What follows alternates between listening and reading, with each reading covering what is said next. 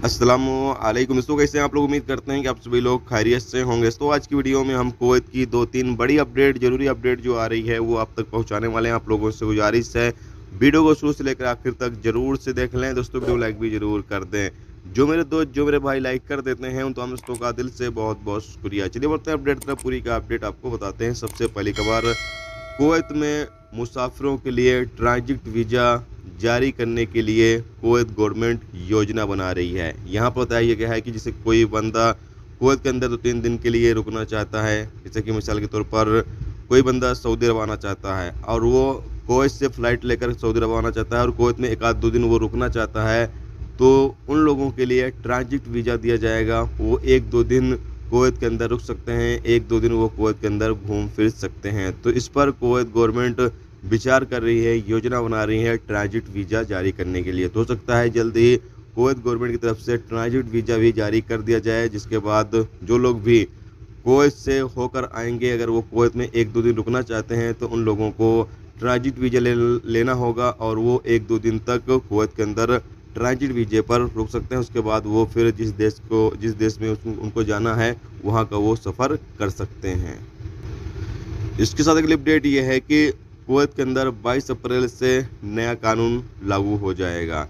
Traffic department की तरफ से अपडेट जारी करके बताया गया है कि अगर किसी शख्स का ड्राइविंग लाइसेंस एक्सपायर हो चुका है और वो गाड़ी चला रहा है, या फिर जिस गाड़ी के लिए उसका ड्राइविंग लाइसेंस जारी किया गया है वो गाड़ी न चलाकर वो कोई दूसरी गाड़ी चला रहा है, या फिर ड्राइविंग लाइसेंस कैंसिल हो चुका है या रद्द हो चुका है या फिर सस्पेंड कर दिया गया है, उस सूरत में बंदा अगर गाड़ी चलाते हुए पाया जाएगा तो उसके खिलाफ कानूनी कार्रवाई की जाएगी। बताया जा रहा है कि इस पर 3 महीने तक जेल या फिर 150 केडी से लेकर 300 केडी तक का जुर्माना हो सकता है, या दोनों में से कोई एक सज़ा पर भी इत्तिफाक किया जा सकता है। तो अगर आप लोग कुवैत के अंदर गाड़ी चलाते हैं, ड्राइवर हैं, तो इस चीज़ का ज़रूर ख्याल रखें कि अगर आपका एक जो ड्राइविंग लाइसेंस है वो एक्सपायर हो जाता है, या फिर ड्राइविंग लाइसेंस जिस गाड़ी का है वो गाड़ी आप न चलाकर कोई दूसरी गाड़ी चलाते हैं, या फिर यूँ कह लें कि आपका ड्राइविंग लाइसेंस सस्पेंड कर दिया गया, रद्द कर दिया गया, तो इन तमाम सूरतों में आप गाड़ी बिल्कुल भी